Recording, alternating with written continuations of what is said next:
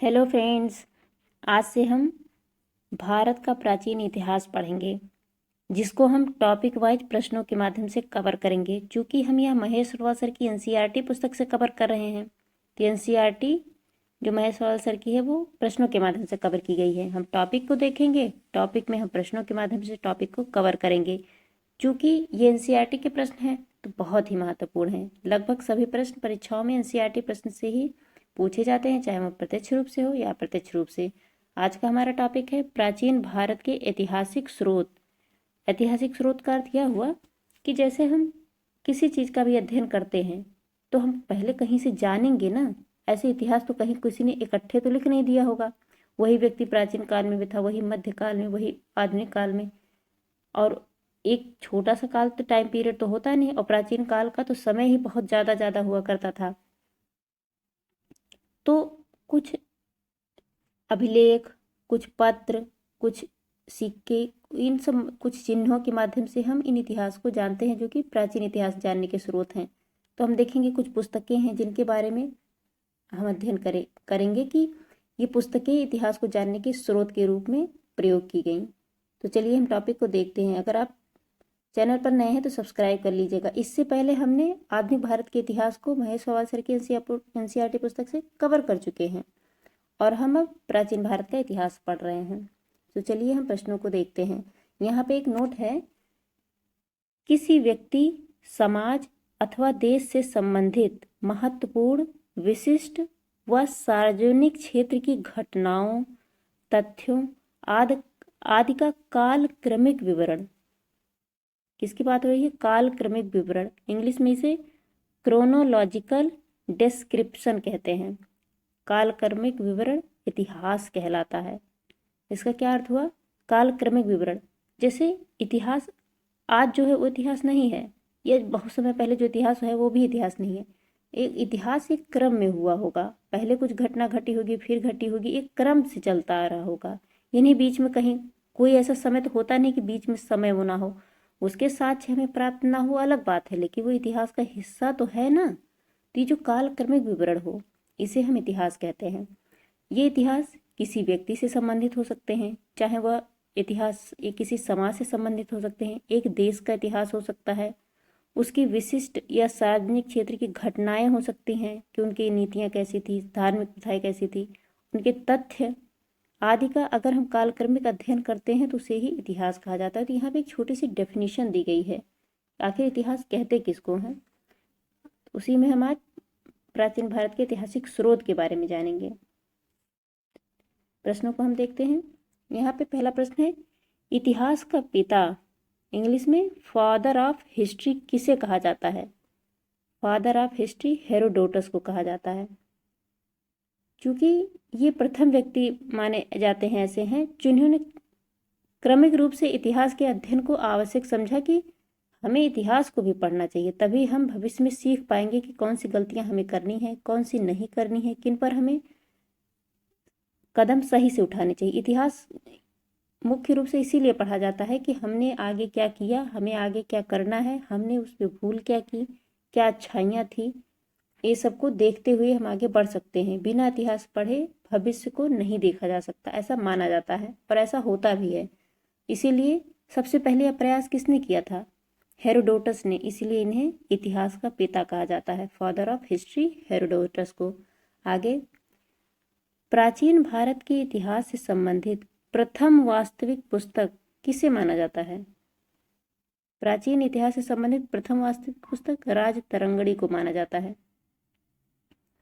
राजतरंगिणी किसकी पुस्तक है? कल्हड़ की। तो याद रखिएगा, कल्हड़ एक इतिहासकार थे जिन्होंने राजतरंगिणी नामक पुस्तक लिखी, जिसमें प्रथम वास्तविक ऐसी पुस्तक है जो जिससे हम प्राचीन इतिहास के बारे में जानकारी इकट्ठी करते हैं। आगे है उत्कीर्ण चिन्ह। उत्कीर्ण चिन्ह वाले प्राचीनतम सिक्के क्या कहलाते हैं? जिन पर कोई चिन्ह अंकित होता है वो प्राचीनतम सिक्के क्या कहलाते हैं? आहत सिक्के, जिसे इंग्लिश में पंच मार्क्ड कॉइन्स कहते हैं। आहत सिक्के का अर्थ यह हुआ जैसे हमने कोई पत्थर लिया, जिस समय पत्थर, चांदी, जिस तरीके की चाहे धातुएं हों, उन पर जो भी सिक्के जिस समय प्रयोग किए जाते थे उन पर अगर कोई निशान बना दिया गया, कोई चित्र बना दिया गया, उन्हें काट पीट कर कुछ आकार दे दिया गया, तो ये जो इस पर कार्य किया जा रहा है तो इन्हें आहत पहुंचाया जा रहा है। अर्थात आहत का मतलब चोट पहुंचाना होता है कहीं ना कहीं। तो ये इसीलिए आहत सिक्के कहलाते हैं, क्योंकि इन पर कोई ना कोई निशान बनाया जाता है। तो ये जो निशान आहत सिक्के कहलाते हैं, जो कि प्राचीन काल में कहलाता था। यहाँ पे एक नोट है, सिक्कों के अध्ययन को मुद्रा शास्त्र, इंग्लिश में इसे न्यूमिस्मेटिक्स कहते हैं। सिक्कों का अध्ययन मुद्रा शास्त्र कहलाता है। आगे है, भारत में प्रागैतिहासिक खोज प्रारंभ करने का श्रेय किसे दिया जाता है। अर्थात भारत में प्रागैतिहासिक खोज किसने प्रारंभ किया था। डॉक्टर प्राइम रोज को माना जाता है कि इन्होंने प्रागैतिहासिक काल की खोज की। अभी हम देखेंगे प्राचीन काल को कितने भागों में बांटे, ऐतिहासिक, प्रागैतिहासिक, ऐतिहासिक और जो भी पूर्व ऐतिहासिक, इन सब भी भागों में बांटा गया है। तो जो प्रागैतिहासिक खोज है उन्हें खोजने का श्रेय डॉक्टर प्राइम रोज को जाता है। आगे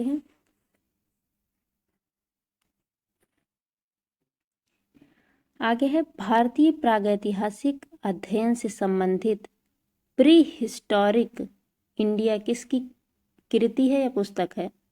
स्टुअर्ट पिगट की पुस्तक लिखा है। प्री हिस्टोरिक इंडिया किसकी पुस्तक है, यही प्रश्न आ जाएगा, जो कि प्रागैतिहासिक काल के अध्ययन पर लिखी गई है। प्री हिस्टोरिक इंडिया किसकी पुस्तक है, स्टुअर्ट पिगट की। आगे देखते हैं,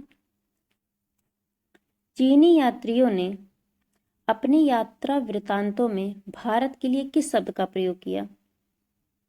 उन्होंने भारत यात्रा वृतांत, जो चीनी यात्री थे, जैसे भारत में मोरक्को यात्री आए, इब्न बतूता थे, वैसे ही अलग अलग देशों से यात्री आते थे, भारत से भी लोग जाते थे अन्य देशों में। तो वैसे अध्ययन के लिए लोग एक जगह से दूसरी जगह विचरण किया करते थे। उनमें से चीनी यात्री भी भारत में आए, तो वे अपने यात्रा वृतांतों में भारत के लिए कौन से शब्द प्रयोग किए थे, इन तू, याद रखिएगा, इन तू का इंतु जिसे कहते हैं, इंतु, जैसे इंतु भी कह सकते हैं, इन तू। भारत का जो चीनी यात्रियों का यात्रा वृतांत है वो इंतु नाम से प्रयोग हुआ। आगे है, उत्कीर्ण लेखों के अध्ययन को क्या कहा जाता है। अगर हमने पहले देखा चिन्ह, अगर वो सिक्कों का अध्ययन हो तो वो चिन्ह जो होते थे वो मार्क्ड कहलाते थे। यहाँ पे उत्कीर्ण लेख की बात हो रही है तो उसे अभिलेख शास्त्र कहते हैं, इंग्लिश में इपिग्राफी कहलाता है। उत्कीर्ण लेखों, अगर कहीं कोई लेख लिखा है तो उसे इपिग्राफी कहते हैं इंग्लिश में। यहाँ पे है नोट है कि लिपियों के विकास के अध्ययन को पुरालिपि विद्या कहा जाता है। हिंदी में लिखा है पुरालिपि विद्या कहलाता है। लिपियों का अध्ययन, लिपि मतलब भाषा, जैसे हम देखते हैं ना, हमारी लिपि हिंदी भाषा की कौन सी है, देवनागरी लिपि कहते हैं, देवनागरी लिपि, नागिरी लिपि। तो देवनागरी लिपि क्या है, जैसे छोटा आ, बड़ा आ से लेके जो ज्ञा तक है, ये लिपि है, हिंदी भाषा की लिपि है, जिसे हम देवनागरी लिपि कहते हैं। जैसे इंग्लिश की लिपि अगर मान लें तो ABCD ऐसे है, तो ये लिपि है। तो उसी तरीके से जो लिपियों का अध्ययन है कि जैसे छोटा बड़ा, इसका जो अध्ययन किया जाता है वह पुरालिपि विद्या कहलाता है। आगे है, सर्वप्रथम भारतवर्ष, किसकी बात हो रही है, भारतवर्ष नाम का उल्लेख किस अभिलेख से प्राप्त होता है। हमारे भारत को केवल भारत नहीं कहा जाता था, भारतवर्ष, इसका बहुत बड़ा अर्थ होता है कि पूरे ब्रह्मांड की रचना की बात होती है। तो सर्वप्रथम भारतवर्ष का नाम का उल्लेख कहाँ प्राप्त होता है, हाथी गुम्फा अभिलेख से। याद रखिएगा, हाथी गुम्फा अभिलेख वर्तमान के उड़ीसा क्षेत्र से प्राप्त हुआ था। उसी में सबसे पहले भारतवर्ष भारत, जो वर्तमान का भारत है, उसे भारतवर्ष नाम से जाना जाता है। इसका जो प्राचीन नाम भारतवर्ष था, वर्तमान में भी है, लेकिन प्रयोग में हम सिर्फ भारत बुलाते हैं। तो ये जो भारतवर्ष का उल्लेख है, ये सबसे पहले हाथी गुम्फा अभिलेख में मिलता है। आगे है, प्राचीन भारत का सर्वप्रथम सुनियोजित इतिहास किसने तैयार किया? कि एक इतिहास हो सुनियोजित तरीके से हो, कि जैसे प्राचीन, मध्य, आधुनिक, ये सब सुनियोजित तरीके से हो उसका। और जैसे प्राचीन काल में पाषाण काल को पूरा पाषाण काल, मध्य पाषाण काल, नव पाषाण काल ऐसे बांटा गया है। तो ये जो क्रमिक है, प्राचीन काल को कैसे बांट के पढ़ा जाएगा, मध्य काल को कैसे बांट के पढ़ा जाएगा, उसी में जो प्राचीन काल को, पाषाण काल को पूरा पाषाण काल, मध्य पाषाण काल, नव पाषाण काल, तो ये सब जो काल पे बांट के पढ़ा गया है, यह सर्वप्रथम सुनियोजित इतिहास किसने लिखा था? V.M. स्मिथ ने। सुनियोजित इतिहास किसके द्वारा सबसे पहले लिखा गया? V.M. स्मिथ के द्वारा। आगे है, यहाँ पे इतिहास को, प्राचीन इतिहास के बारे में लिखा गया है कि कैसे हम पढ़ेंगे इतिहास। जैसे प्राचीन इतिहास में प्रागैतिहासिक काल में, आधे ऐतिहासिक काल और ऐतिहासिक काल में बांटा गया है प्राचीन इतिहास को, जिसमें हम pre historic period, proto historic period and historical period में क्रमिक रूप से प्राचीन इतिहास को पढ़ते हैं। प्रागैतिहासिक काल किसे कहते हैं? जब से मानव की उत्पत्ति हुई से लेके 3000 ईसा पूर्व तक, इसे हम इंग्लिश में BC कहते हैं, बिफोर क्राइस्ट। तो प्रागैतिहासिक काल कब से कब तक माना जाता है? जब से मानव की उत्पत्ति हुई से लेकर 3000 ईसा पूर्व तक के काल को प्रागैतिहासिक काल कहते हैं। इसके बारे में है कि पुरातात्विक साक्ष्य का अध्ययन जो कि प्रागैतिहासिक काल से संबंधित है, इसके एकमात्र स्रोत ये है कि कुछ हमें पत्थर मिलते हैं लेकिन इनकी कोई लिपि नहीं है, क्योंकि इसका कोई लिखित साक्ष्य प्राप्त नहीं होता है, इसीलिए इसका अध्ययन करना बहुत ही मुश्किल है। उसी में है आद्य ऐतिहासिक काल, जिसे हम प्रोटो हिस्टोरिक पीरियड कहते हैं। प्रोटो हिस्टोरिक पीरियड या आद्य ऐतिहासिक काल का समय 3000 ईसा पूर्व से लेकर 600 ईसा पूर्व तक है। हम जब बड़े तिथि से लेके कम की ओर आते हैं तो उसे ही हम बिफोर क्राइस्ट कहते हैं। तो 3000 से लेके हम 600 ईसा पूर्व तक आए। इसके लिखित साक्ष्य उपलब्ध हैं लेकिन अभी तक पढ़े नहीं जा सके हैं।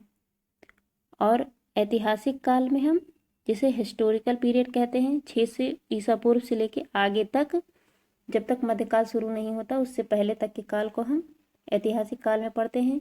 इसमें पुरातात्विक एवं साहित्यिक दोनों प्रकार के साक्ष्य उपलब्ध हैं और पढ़े भी जा सकते हैं। आगे देखते हैं। अब हम प्रश्नों को देखते हैं। यहाँ पे प्रश्न है, प्राचीन भारतीय इतिहास को जानने के लिए किन स्रोतों का प्रयोग किया जाता है? अभी हमने देखा स्रोतों के माध्यम से हम प्राचीन इतिहास का अध्ययन करते हैं और लिखा गया है इतिहास। तो स्रोतों के रूप में क्या प्रयोग किया जाता है? धार्मिक ग्रंथ, ऐतिहासिक ग्रंथ, पुरातात्विक साक्ष्य और विदेशी विवरण। जैसे हमने अभी चीनी यात्री देखा, मोरक्को यात्री देखेंगे इब्न बतूता को, वैसे ही अरब यात्रियों को देखेंगे। तो धार्मिक ग्रंथ अभी भी हमने देखे, जैसे वेद पुराण। ऐतिहासिक ग्रंथ जैसे रातरंगड़ी हो गई।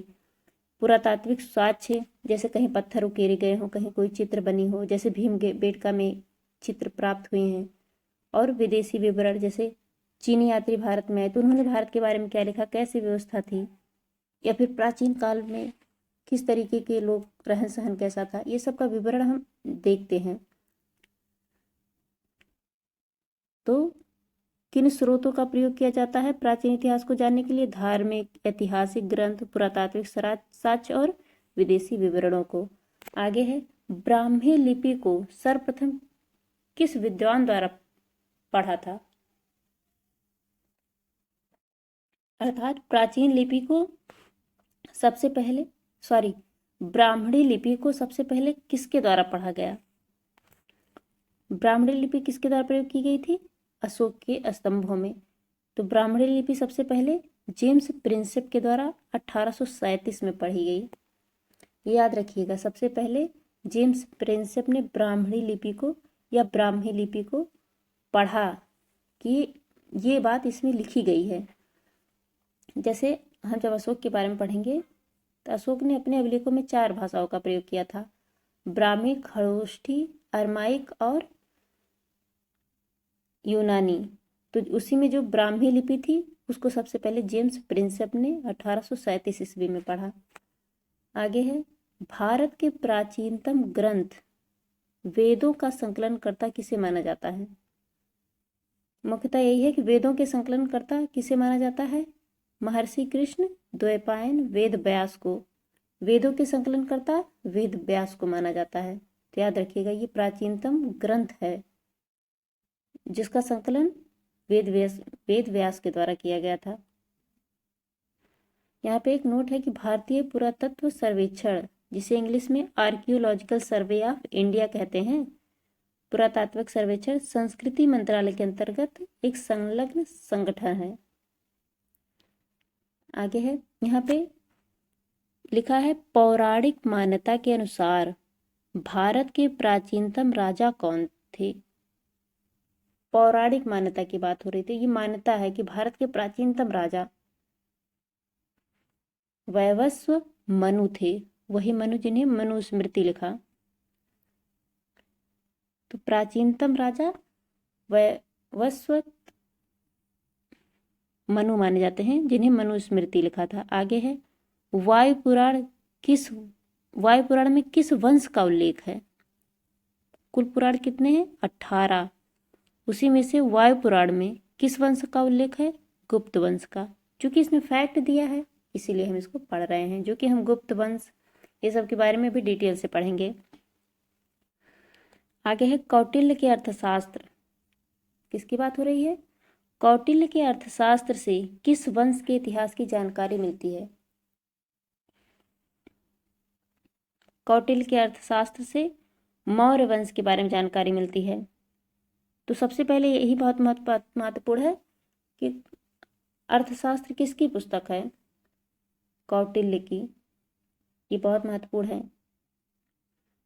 अर्थशास्त्र किस पर है? यह राजनीति विज्ञान है, ना कि अर्थ। इसमें विदेश नीति, राजनीति ये सब की वर्णन किया गया है कौटिल्य के द्वारा। लेकिन इस अर्थशास्त्र में मौर्य वंश के जो राजकाज है उसके बारे में जानकारी मिलती है। आगे है, जैन धर्म का प्रारंभिक इतिहास किस ग्रंथ से प्राप्त होता है?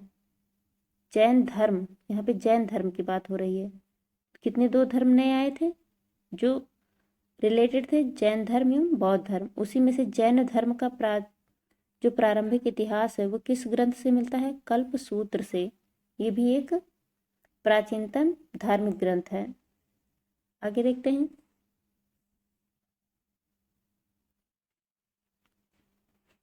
मत्स्य पुराण। उन्हीं 18 पुराणों में से मत्स्य पुराण किस वंश से संबंधित है?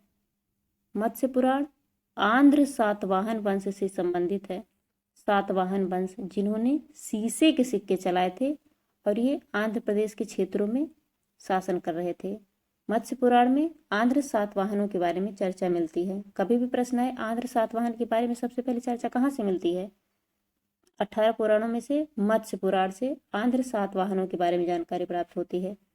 आगे, विष्णु पुराण किस वंश से संबंधित ग्रंथ है? मौर्य वंश। विष्णु पुराण मौर्य वंश से संबंधित ग्रंथ है। आगे है, खरोष्ठी लिपि किस प्रकार की लिपि है, अर्थात किस तरीके से लिखी जाती है? यह दाएं से बाईं ओर लिखी जाती है। ये 4 लिपियां ब्राह्मी, खरोष्ठी, अरमाइक और यूनानी, ये चारों अशोक द्वारा अपने स्तंभों में लिखे गए थे। उसी में से जो खरोष्ठी लिपि थी वह, जैसे हम कोई ऐसे पुस्तक होती है तो हम बाएं से दाएं लिखते हैं। मान लीजिए हमारे पास ऐसे A4 साइज का कोई पेपर है तो हम ऐसे लिखते हैं, और उर्दू देखते हैं तो वो ऐसे लिखा जाता है, ऐसे। तो खरोष्ठी लिपि ऐसे लिखी जाती थी ना, ऐसे भी नहीं लिखी जाती थी जैसे उर्दू लिखा जाता है या अरबी। जैसे ये A4 साइज पेपर है तो खरोष्ठी लिपि ऐसे लिखी जाती है। सबसे पहले शुरू यहाँ से होता था, फिर यहाँ आते थे, फिर ऐसे, फिर ऐसे, फिर ऐसे, फिर ऐसे, इस तरीके से चलता था। ये खरोष्ठी लिपि की भाषा थी, लेकिन शुरुआत यहाँ से होता था, फिर यहाँ से यहाँ, फिर यहाँ से शुरू, फिर यहाँ ख़त्म, यहाँ से शुरू, फिर यहाँ ख़त्म, यहाँ से शुरू, इस तरीके से। जबकि जो अरबी लिखा जाता है या उर्दू, वो इस भाषा ऐसे लिखा जाएगा, फिर ऐसे, फिर ऐसे। शुरुआत यहीं दाएं ओर से ही होगा, फिर दाएं ओर से शुरुआत, फिर उसी प्रकार जो हिंदी या अन्य भाषाएं लिखी जाती हैं वो ऐसे बाएं से शुरू होगा, फिर अंत होगा यहाँ पे, फिर बाएं से शुरू होगा, फिर बाएं से। लेकिन जो खरोष्ठी थी वो शुरू दाएं ओर से होती थी, फिर बाएं ओर ख़त्म होके फिर बाएं ओर से शुरू होती थी, फिर इस तरीके से चलता था। ये अंतर है। आगे है, नारद स्मृति से किस वंश के विषय में जानकारी मिलती है? नारद स्मृति से गुप्त वंश के बारे में जानकारी मिलती है। चूंकि हम देख रहे हैं ऐतिहासिक स्रोत, इतिहास को जानने के क्या क्या स्रोत हैं, तो उसी में हम देखते हैं कि मौर्य वंश के बारे में सबसे पहले जानकारी विष्णु पुराण में मिलती है, आंध्र सातवाहनों के बारे में मत्स्य पुराण से, उसी प्रकार नारद स्मृति से गुप्त वंश के बारे में जानकारी प्राप्त होती है। आगे है, स्मृति ग्रंथों में सबसे प्राचीन व प्रमाणिक पुस्तक कौन सी मानी जाती है? सबसे प्राचीन व प्रमाणिक पुस्तक मनुस्मृति को माना जाता है। ये फैक्ट है, आप याद रखिएगा। शुंग काल का मानक ग्रंथ किसे माना जाता है? मनुस्मृति को, अर्थात मनुस्मृति शुंग काल में लिखी गई। आगे है, स्त्री को पुरुष की अर्धांगिनी किस ग्रंथ में कहा गया है? स्त्री को पुरुष की अर्धांगिनी शतपथ ब्राह्मण ग्रंथ में कहा गया है कि स्त्री पुरुष के आधे अंग की स्वामिनी होती है। अर्थात एक मानव, एक स्त्री और एक पुरुष जब एक साथ होते हैं तभी पूरा मानव होता है, उसे हम अर्धांगिनी कहते हैं। इसका सबसे पहले चर्चा हमें शतपथ ब्राह्मण में मिलता है। आगे है, यहाँ पे कुछ नोट है। महाभारत का प्रारंभिक उल्लेख आश्वलायन गृह सूत्र में मिलता है। प्रारंभ में इसमें 8800 श्लोक थे। महाभारत में प्रारंभ में 8800 उल्लेख श्लोक थे और इनका नाम जय संहिता था। अर्थात महाभारत को सबसे पहले जय संहिता कहा जाता था। कुछ समय पश्चात यह बढ़कर, जो श्लोक थे जो 8800 थे, वो बढ़कर 24,000 श्लोक हो गए। और जब 24,000 श्लोक हो गए और भारत, तब यह भारत नाम से प्रसिद्ध हुआ। जब 24,000 श्लोक हुए तब महाभारत भारत नाम से प्रसिद्ध हुआ। अंत में 1,00,000 श्लोक होने के कारण इसे सतसाहस्री संहिता या महाभारत कहा गया। सबसे पहले 8800, इसके बाद 24,000, फिर 1,00,000। तो सबसे पहले जय संहिता, इसके बाद भारत और महाभारत या सतसाहस्री संहिता, अर्थात जिसे हम 1,00,000 भी कहते हैं। आगे है, पुरालेख विद्या से क्या अभिप्राय है? पुरालेख विद्या किसे कहते हैं?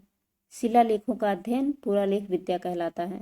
आगे है, पुरावशेष का महानतम अन्वेषक, जो प्राचीन अवशेष हैं उनका महानतम अन्वेषक किसे माना जाता है? डार्विन को। डार्विन का हम देखते हैं डार्विन सिद्धांत को।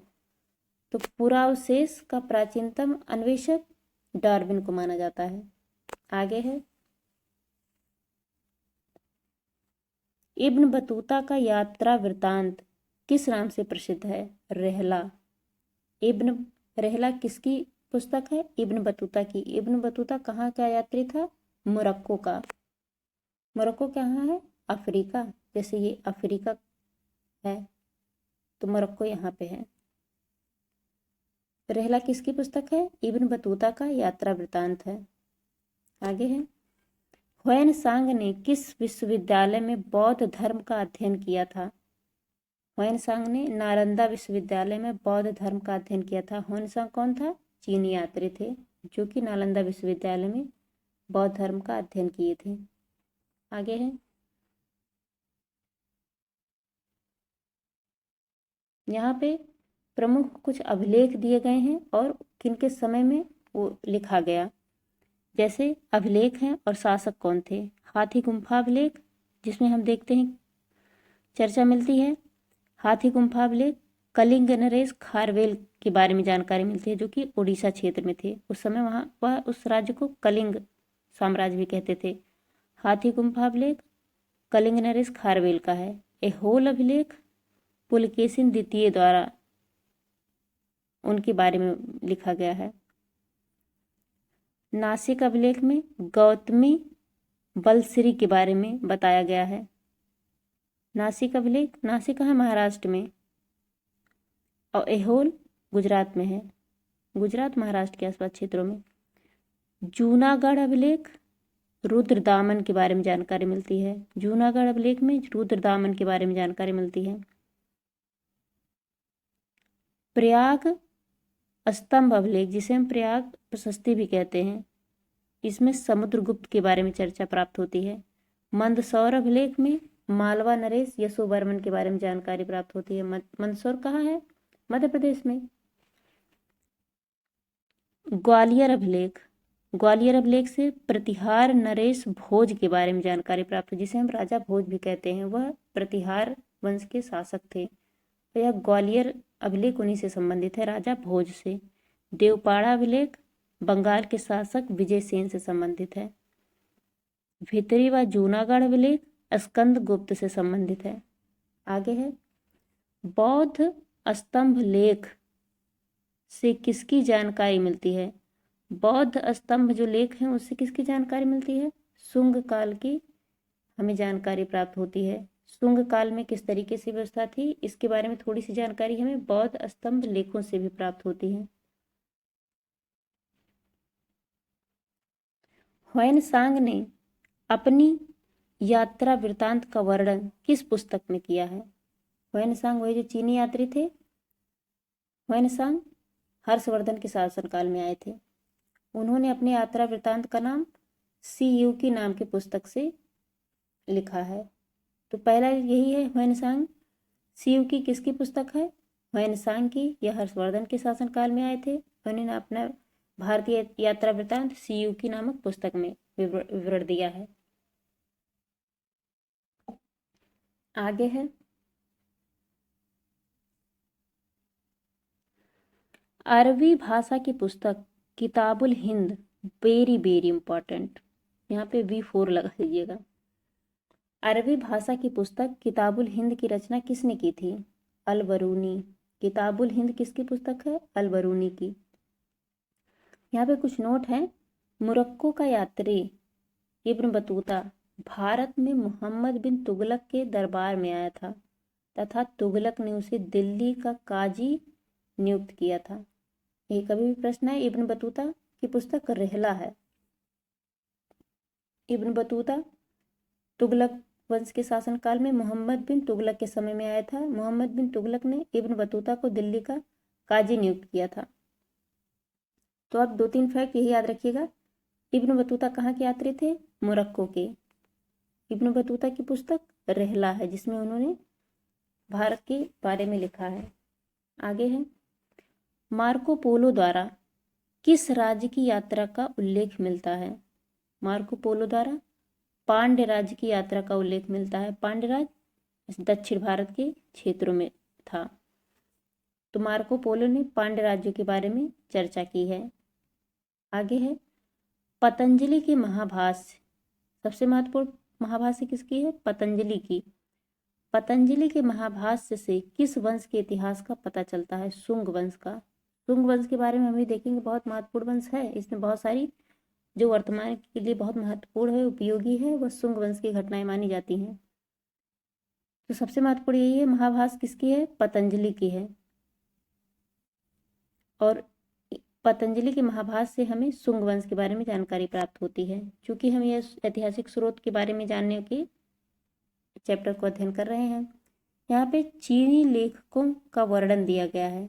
कौन किसके समय में भारत आए और कब आए, जैसे लेखक कब आए, उनके समय आए, उनकी क्या रचनाएं हैं, और यात्रा में उन्होंने भारत के लिए क्या क्या बातें लिखी।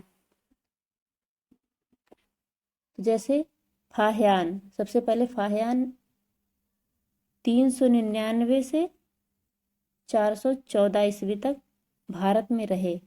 उनकी रचना क्या है? भारत दशा का विवरण लिखते हैं। उनकी यात्रा के बारे में है कि यह प्रथम चीनी यात्री था जिसने चंद्रगुप्त द्वितीय विक्रमादित्य के समय भारत की यात्रा की थी। तो सबसे महत्वपूर्ण यही है, चंद्रगुप्त द्वितीय के समय में ह्वेनसांग ने भारत की यात्रा की थी।